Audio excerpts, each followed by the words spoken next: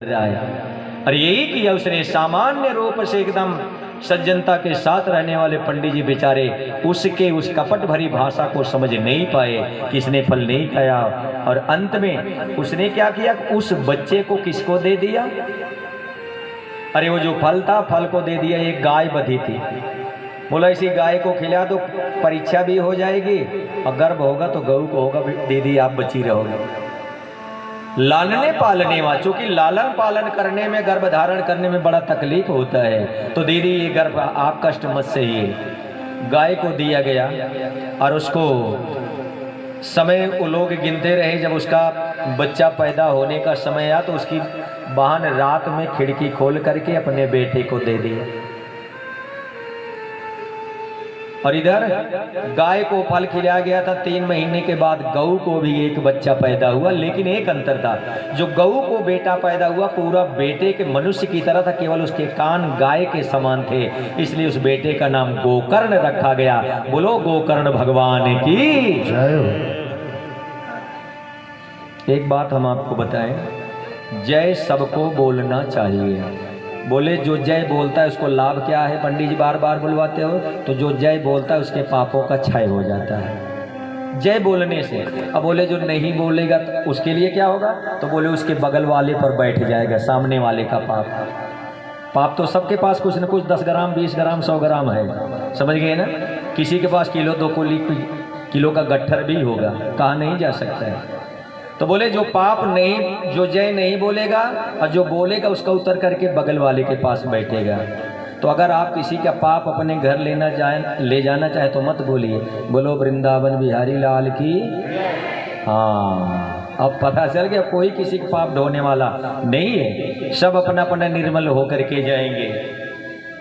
तो गोकर्ण जी पैदा हुए और गोकर्ण जी इधर ये जो बच्चा पैदा हुआ इसका नामकरण किया गया। और धुंधली ने कहा इस बेटे का नाम मेरे नाम से होना चाहिए। उस बच्चे का नाम धुंधकारी रखा गया और इस बेटे का नाम गोकर्ण रखा गया। धुंधकारी दोनों, एक विख्यात हुआ एक कुख्यात हुआ।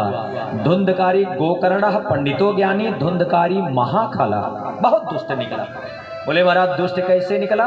बोले कि स्नान शौच क्रियाहीन हो, ना तो कभी नहाता था ना तो कभी किसी प्रकार का सत्कर्म करता था।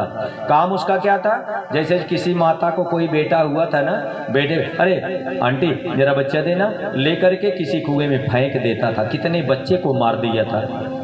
छोटे छोटे पिल्लों को ले जाता था, उठा करके उनकी आंख में मदार का दूध डाल देता था और पिल्ले अंधे हो जाया करते थे। इतना दुष्ट निकला। और जब बड़ा हुआ, गोकर्ण तो पढ़ने के लिए चले गए। जब ये बड़ा हुआ बच्चा तो इसने क्या किया, 5 पर्ण वधू 5 वेश्याओं के चक्कर में पड़ गया। और श्रेष्ठ ब्राह्मण के घर का बच्चा इतना संस्कारहीन, इतना संस्कारहीन। वेश्या तो 2 चीजें में बड़ी प्रवीण होती हैं, परधन परमन हरण को वेश्या बड़ी प्रवीण। याद रखिएगा कि वेश्याओं का संग, पराये का मन कैसे खींचा जाए वेश्या जानती है, पराये का धन कैसे खींचा जाए वेश्या जानती है। उसने क्या किया, कंगाल बना दिया। पंडित जी ने जो कुछ भी कमा करके रखा था सब ले गया, वेश्या को दे दिया। देवी जी अभी खुशी हो? हाँ खुशी है, कल थोड़ा सोना ले आओ। अब जो सोने की मांग वेश्याओं ने की है तो आश्चर्य में पड़ा। पिताजी से बोला, पिताजी इधर है ना, सोना किधर रखे हो? क्या करेगा? अरे हमारी 5 वेश्याएं भाई, उन्हीं को मेरी पर्ण वधू है, मैं उन्हीं को दूंगा और क्या करूंगा। पंडित जी ने कहा ब्राह्मण कुल में पैदा होकर के इतने निकृष्ट कार्य करता है, दुष्ट कहीं का, ये कौन सा तेरे लिए नरक होगा, तुझको इसका भी ज्ञान है? कहा पिताजी जबान आगे मत बढ़ाइए, जितना करा उतना दीजिए। और पिता को मारना चालू कर दिया। यही है दुष्ट संतान, मारना शुरू किया। आत्मदेव जी दुखी से पागल होकर के जाने लगे। मार्ग में गोकर्ण जी मिले और गोकर्ण जी ने कहा पिताजी कहाँ? कहा बेटा तुम्हारे भाई ने मुझे बहुत मारा। किस लिए? बोला वो 5 वेश्याओं की संगत कर रहा है इसलिए मुझे बहुत मारा। गोकर्ण जी ने समझाया, देहेस्ति मांस, इसी को गोकर्ण गीता कहते हैं, भागवत जी का गोकर्ण गीता है, सुने। अरे देहेस्ति मांसे रुधिरे विमतिं त्यजत्वम् जाया सुतातिषु सदा ममतां विमुञ्च पश्यानिशं जगदिदं क्षणभङ्गनिष्ठ वैराग्य राग रसिको भव। और धर्मं भजस्व सततं त्यज लोक धर्मान सेवस्व साधु पुरुषां जय काम तृषिणाम अन्यस्य दोष गुण चिंतन मास मुक्त्वा सेवा कथा रसमहो नितराम पिबत्वम। समझाया पिता जी, ये जो शरीर है ना, ये हाड़ मांस का पिंड है और एक ना एक दिन ये साथ छोड़ देगा।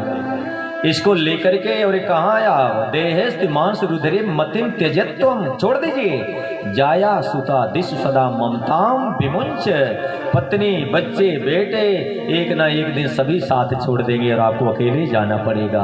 तो हम क्या करें बेटा? बोले कि धर्मम भजस्व सततम तज लोक धर्मान।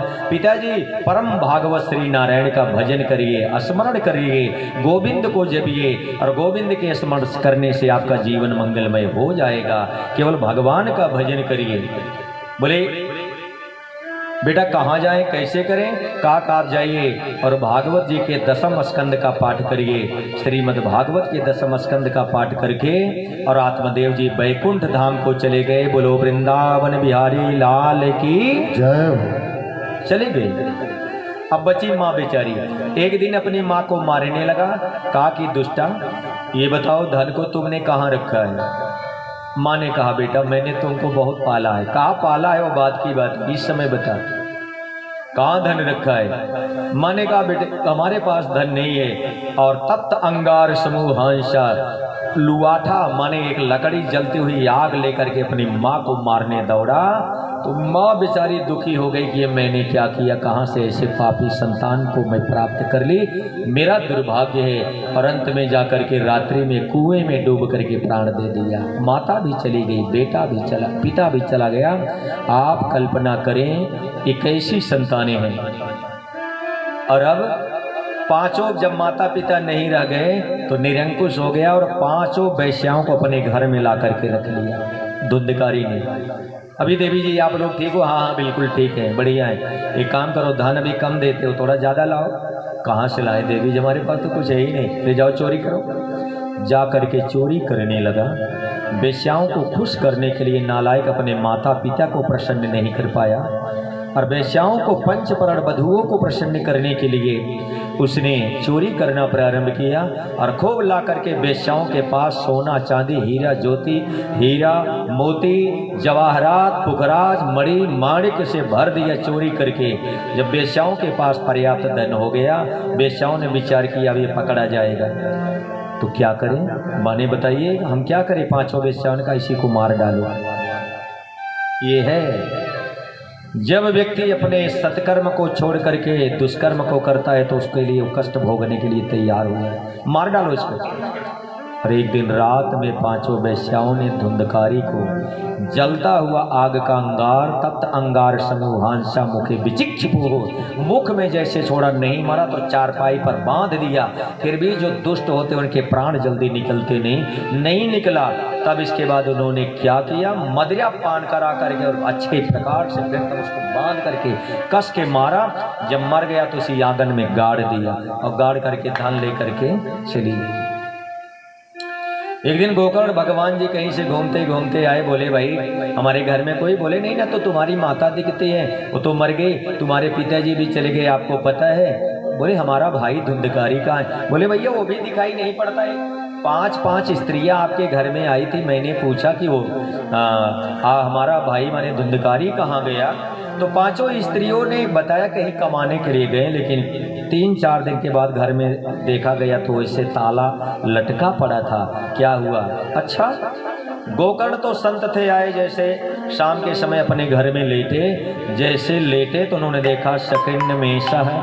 उन्होंने को एक भेड़ दिखाई पड़ा आंगन में, अचानक पैदा हो गया भेड़ के बाद फिर जैसे देखा उनको हाथी दिखाई पड़ा, सकित हस्ती हाथी दिखाई पड़ा आंगन में। कार्य ये क्या है? शकिन्न महिषो भवत, इतने में भैंसा दिखाई पड़ा। ये है दुष्ट आत्माएं जो बड़े बड़े प्रेत हो जाते हैं, इसी प्रकार से उनकी आत्माएं भटकती हैं, कभी भैंसा कभी कुछ। सकृच अग्नि, इतने में वहीं देखते देखते आंगन में आग जल गई। लेकिन धुंधकारी तो ज्ञान बल से प्रबल थे, तपस्या से प्रबल थे, उनको डर नहीं लगा। तब उन्होंने कहा जरूर कोई प्रेत आत्मा है। लिया जल हाथ में और जल लेकर के जैसे ही मारा तो उसी समय उसका भाई खड़ा हो गया।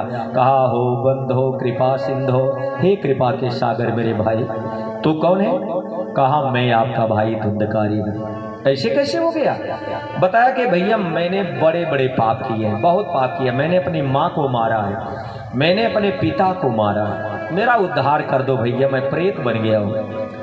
इस समय सिर्फ हवा पी करके मैं चल रहा हूँ, भ्रमण कर रहा हूँ, मेरा उद्धार कर दीजिए भैया, नहीं तो 1000 वर्ष तक मैं ऐसे भूख प्यास से तड़पता रहूँगा। याद रखिएगा जो प्रेत बन जाते हैं उनको कभी भी भोजन खा नहीं सकते हैं, तड़पते रहते हैं। अप्रेत कौन बनता है?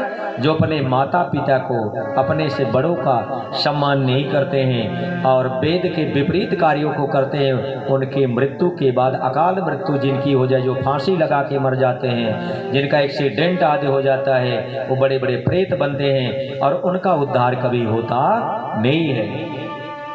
तब गोकर्ण जी ने कहा कि चलिए मैं चलता हूँ गया जगन्नाथ जी में, आप चल करके तुम्हारा पिंडदान करता हूँ। और चले गए गया जगन्नाथ जी। जगन्नाथ जी में जाकर के विधि विधान के साथ पिंडदान किया, लेकिन फिर वही स्थिति। तब गोकर्ण जी ने कहा कि मैंने तो तुमको गया जी में जाकर के पिंडदान किया। कहा भैया पिंडदान से मेरा कुछ नहीं होगा। फिर कहा गया श्राद्ध सतेनापि मुक्तिर में न भविष्यति।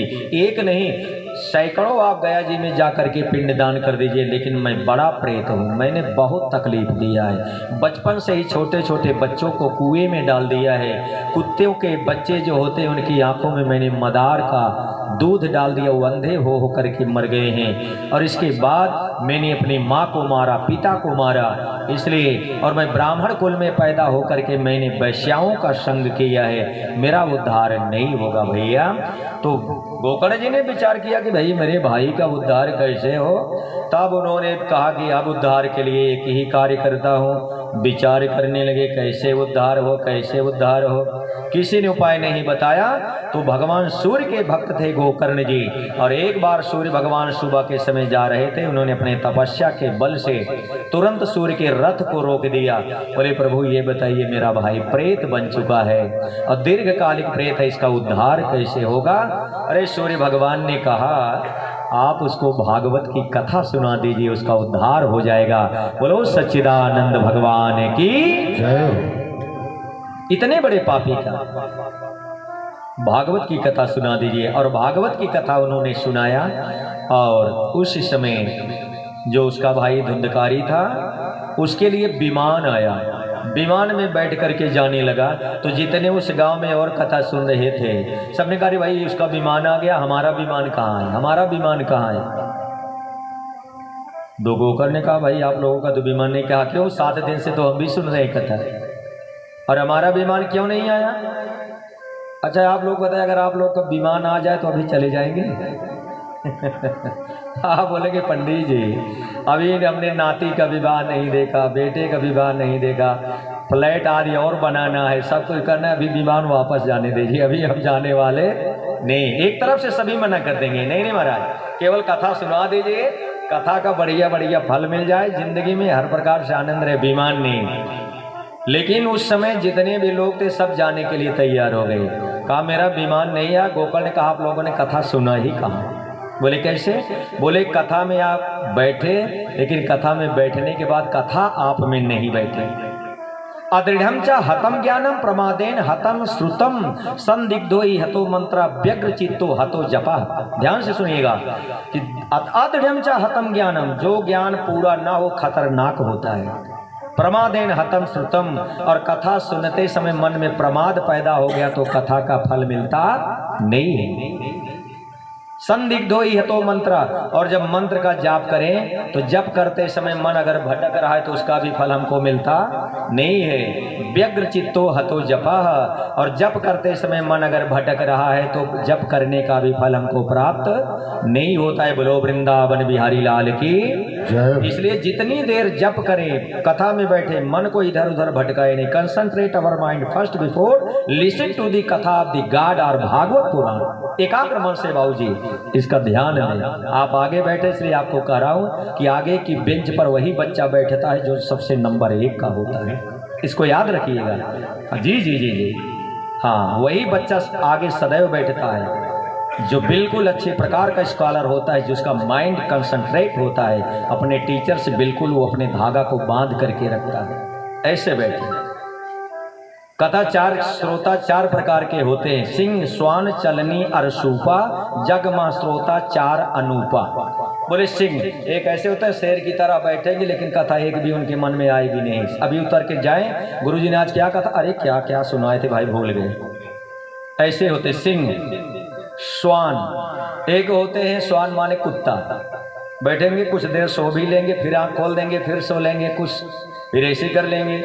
अच्छा, ये ज़्यादा खतरा चश्मा वालों से होता है, वो सोचते हैं गुरुजी देख नहीं पाएंगे, हम मार लेंगे नहीं, समझ गए ना, इसके लिए उनके साथ ये ज़्यादा चलता है। सिंह, श्वान, चलनी, चलनी जानते जिससे आटा चाला जाता है। कुछ ऐसे होते हैं कि यहाँ पर बैठेंगे तो जैसे चलनी में आटा चाला जाए तो जितना आटा सब नीचे गिर जाएगा, जितना चूनी चोकर होगा सब चलनी में रह जाएगा। तो अच्छी अच्छी चीज़ जितना सब निकल जाएगा, बुरी चीज़ जो कहीं ऐसा निकला ना, अरे भाई गुरुजी ने ऐसे कहा, गुरुजी ऐसे थे वैसे थे, लेकिन निकालना ये। तो सिंह, श्वान, चलनी और सूपा। सूप माने देखिए जो अनाज को पछोरता है, साफ करता है, जितना कण होता है फेंक देता है, वो बढ़िया बढ़िया दाना अपने पास रख लेता है। इसी प्रकार से कथा सुननी चाहिए कि जितनी भी बुराई हो सब हटा करके और मन को एकाग्र करके भगवान के चरणों में लगा करके उसका पान कर लीजिए। बोलो सच्चिदानंद भगवान की जय। ये अच्छे श्रोता के गुण है।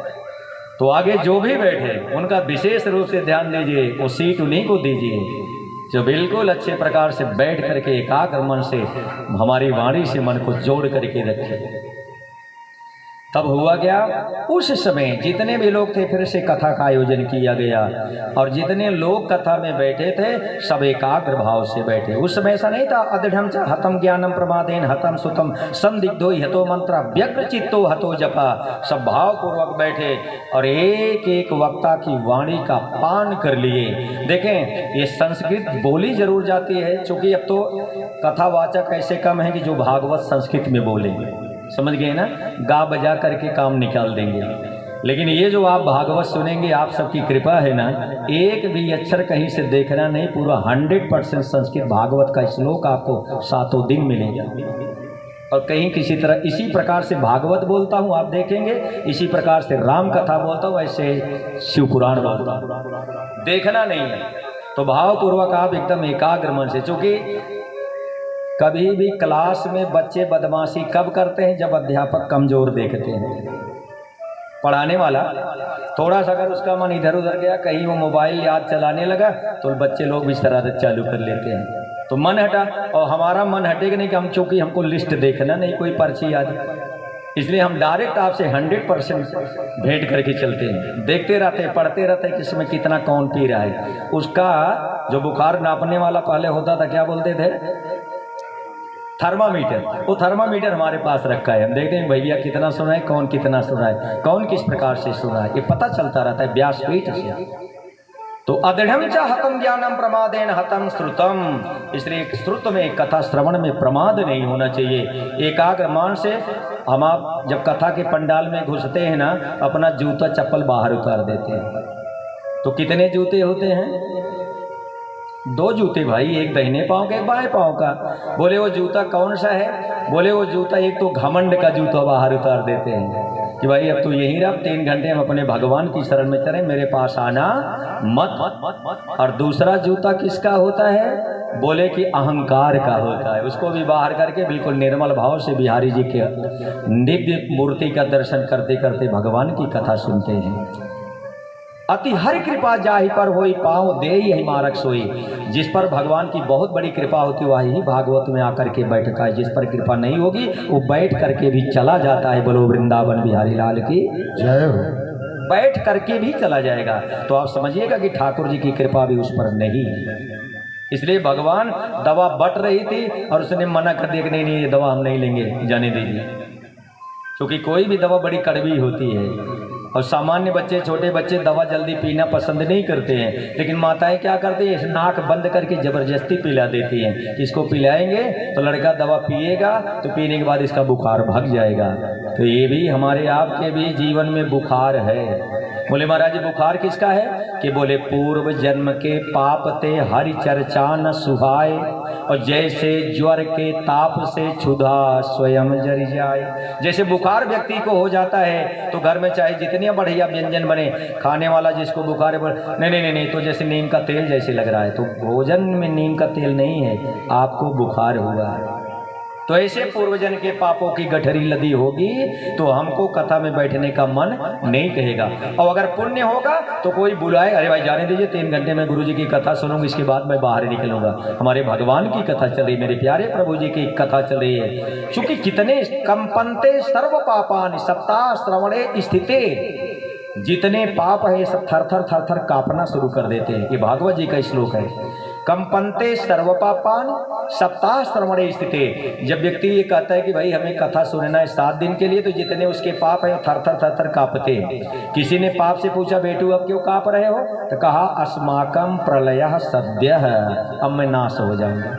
पाप कहता है कि मेरा नष्ट माने मैं चला जाऊंगा, जड़ समेत चला जाऊंगा। कथा चेयम करिष्यति, क्योंकि अब ये राहुल स्टेट वाले कथा कराने जा रहे हैं और 7 दिन बैठ करके श्री भागवत भगवान की कथा सुनेंगे। अब मेरा रहना यहाँ गुजारा नहीं हो सकता है, मैं नष्ट हो जाऊंगा। बोलो श्रीमद् भागवत महापुराण की ये भागवत जी है। पाप कांपता है, भगवान बिहारी जी के नामों में इतनी बड़ी कृपा है, जितने पाप हैं सब नष्ट हो जाते हैं। सप्तास्त्र बड़े दारिद्र दुख जोर दाहिता नाम, माया पिशाची परिमर्दिता नाम, संसार सिंधु परिपातिता नाम, क्षेमाय वै भागवतम प्रगर्जति। बोले कि जो दरिद्र हो, जो दुखी हो, जो दीन हो, जो नाना प्रकार के संसार के भवाटवी में भटक रहा हो, ऐसे ऐसे लोग को भागवत की कथा सुना दीजिए। बोले क्या करेंगे, बोले भागवत इस समय प्रगर्जति, इस समय भागवत जी सिंहनाद कर रहे हैं। जैसे जब शेर दहाड़ता है तो जितने दुष्ट जितने कमजोर होते हैं वो सब जंगल छोड़ करके भाग जाते हैं, ऐसे जब भागवत का मंत्र गुंजार करता है तो जितने पाप और ताप होते हैं उस स्थान को छोड़ करके भाग जाते हैं। बोलो वृंदावन बिहारी लाल की। तो जितने पाप थे सब भाग गए और सबका मोक्ष हो गया। तो इस प्रकार से इस कथा को 6 अध्याय में सुनाया गया। अंतिम में फलश्रुति है, कथा कैसे सुनना चाहिए। तब बताया कि विवाहे यादृशम वृत्तम तादृशम परिकल्पयेत। बोले जैसे बेटा और बेटी के विवाह में व्यक्ति खर्चा करता है, उसी प्रकार से श्रीमद् भागवत महापुराण में खर्चा करना चाहिए। विवाहे यादृशम वित्तम तादृशम परिकल्पयेत। बोले कि किस प्रकार से, बोले जिस दिन भगवान का जन्म हो तो जी खोल करके जन्माष्टमी मनानी चाहिए। जिस दिन रुक्मिणी का विवाह हो उस दिन जी खोल करके अपने भगवान और माता लक्ष्मी के विवाह में सम्मिलित होना चाहिए। उस समय उस प्रकार से करना चाहिए जितना हो सके भगवान का। तो विवाहे यादृशम वित्तम तादृशम परिकल्पयेत। बोले महाराज कथा कहाँ सुननी चाहिए, तो कहा तीर्थे वापि। सबसे पहले श्रेष्ठ स्थान है कि कथा किसी तीर्थ स्थल में सुना जाए, ये सबसे श्रेष्ठ है। अयोध्या, मथुरा, काशी, कांची, अवंतिका, पुरी, द्वारावती सब तैते।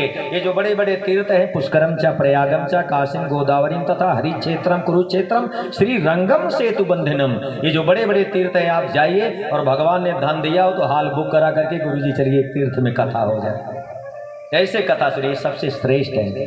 बोले गुरुजी अगर वहाँ क्षमता नहीं तब, तो बोले बने वापी, किसी वन में सुना जाए। बोले कहाँ वन में, बोले जैसे नैमिषारण्य है, दंडकारण्य है, तो बड़े बड़े जो अरण्य हैं जहाँ पर 88,000 ऋषियों मुनियों ने कथा किया था, वहाँ चल के सुना जाए। बोले महाराज वहाँ भी क्षमता न हो, तो बोले गृहे वा श्रवणे मतम, फिर अपने घर पर सुना जाए। जहाँ शुद्ध स्थल जगह मिल जाए वहीं भगवान की प्रेरणा से अपने मंडप सजा करके कथा कर लिया जाए। बोलो श्रीमद् भागवत महापुराण की जय हो।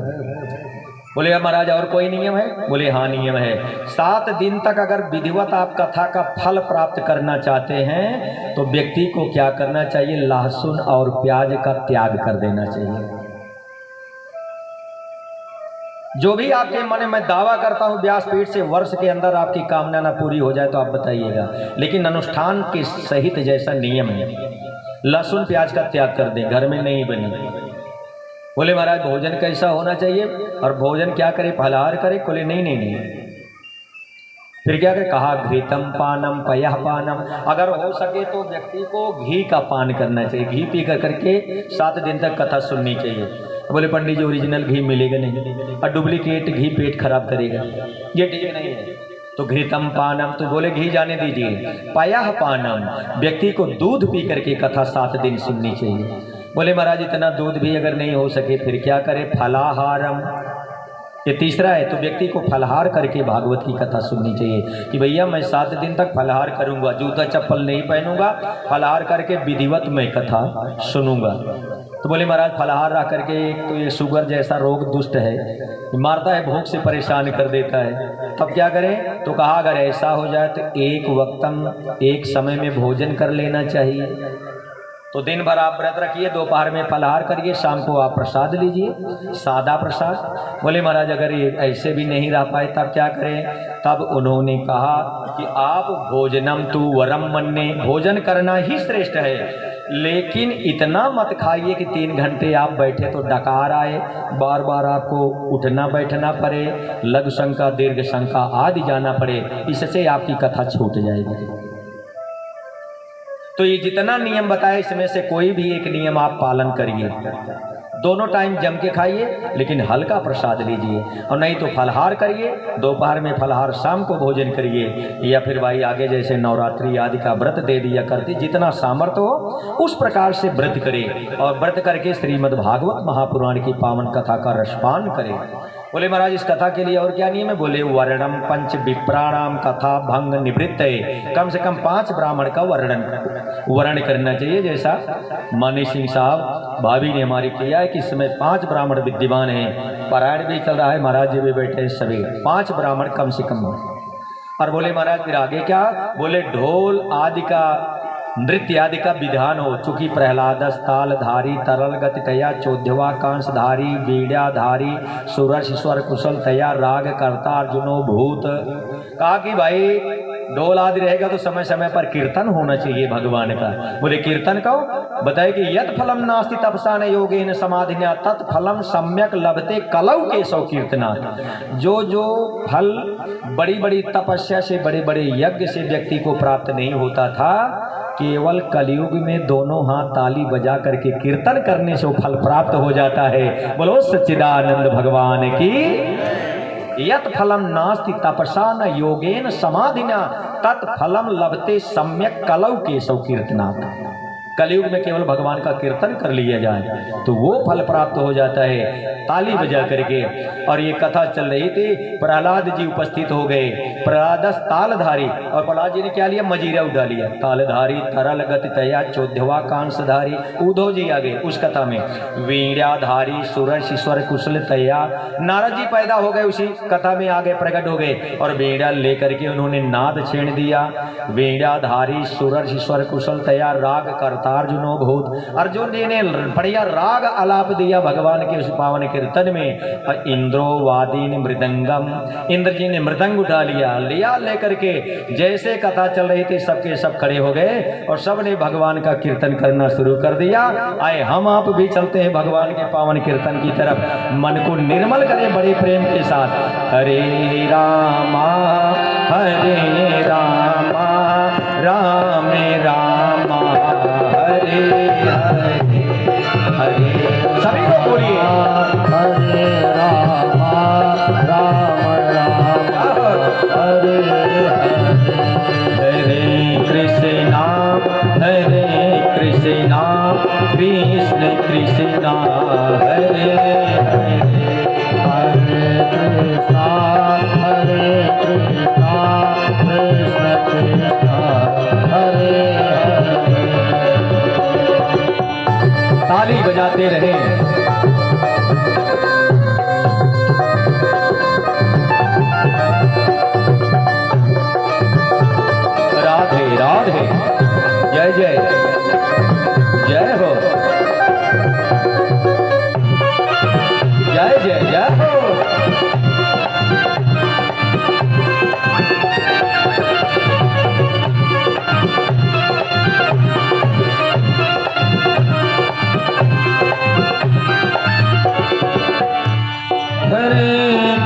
कृष्णा हरे कृष्णा कृष्ण कृष्णा हरे हरे हरे कृष्णा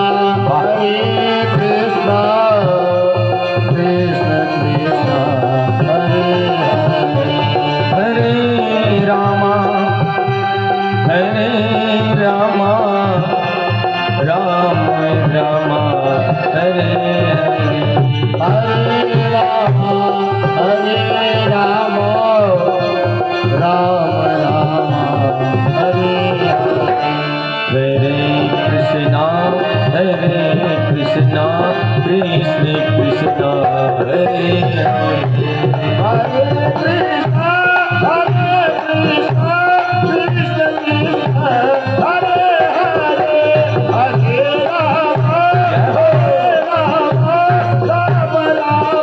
हरे राम राम हरे कृष्ण हरे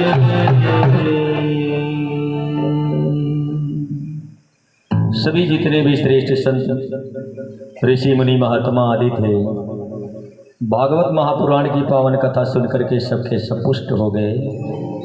और उसी समय स्वामी सुखदेव भगवान जी आनंद मंगलमय में विद्यमान थे।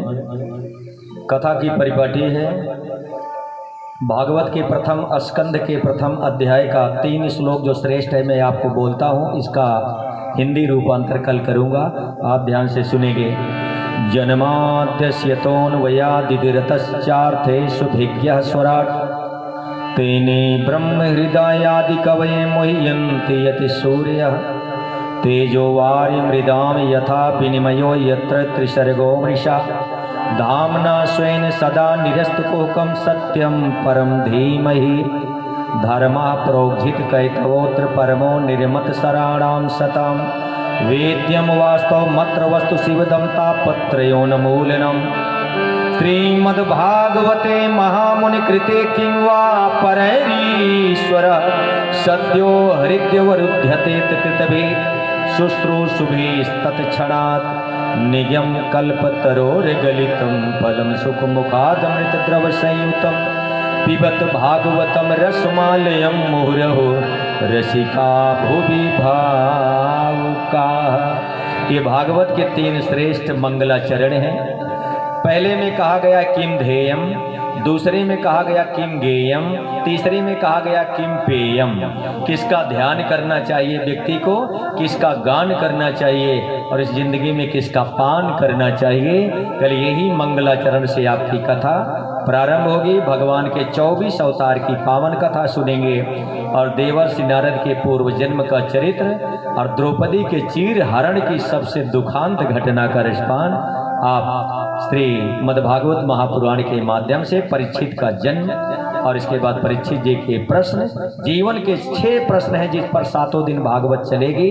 कल आप इन सब कथाओं का रिस्पान।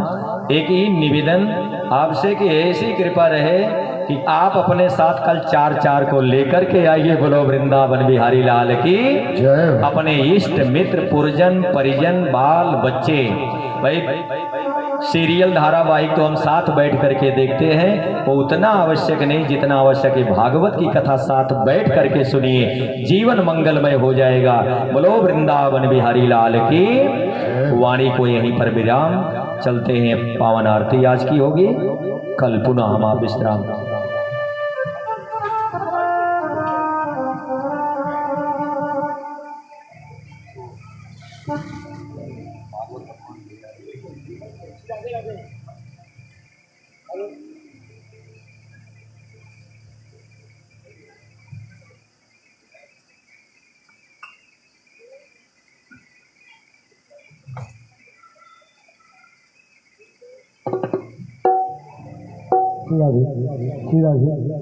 आज के मुख्य निर्माण ऊपर आए। हरिनाथ जी पत्नी साहब में आए। कल की जी पूजा में बैठना है, अपना नाम लिखा देंगे।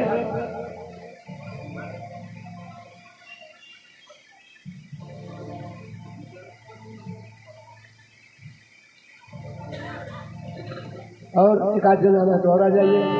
जैसे गोपाल जी हैं, पांडे जी हैं, और एक आध दो जन और आ जाइए।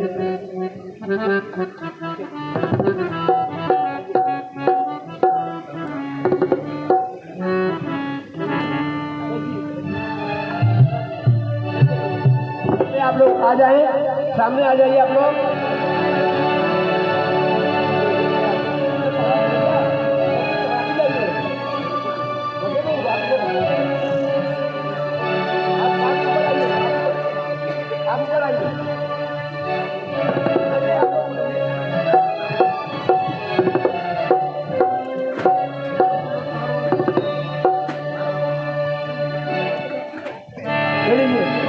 सबको आरती करने दीजिएगा, सब लोग आरती करिएगा प्रेम से, भाव से करिए, सबको आरती का समय दीजिए।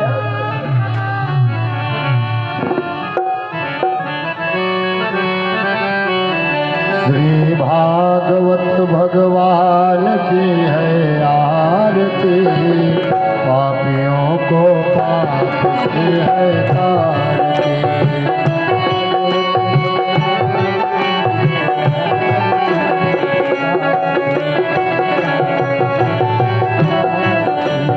भागवत भगवान की है आरती, पापियों को पाप से है तारती।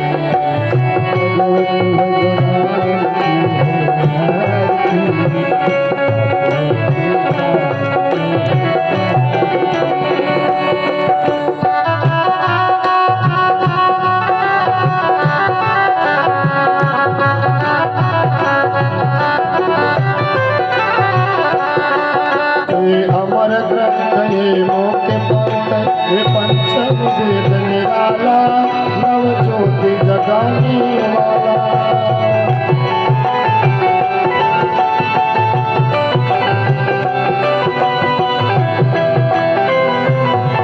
हरि नाम यही हरि धाम यही, ये जग मंगल की आरती, पापियों को पाप से है तारती। भागवत भगवान की आरती, पापियों को पाप से है तारती।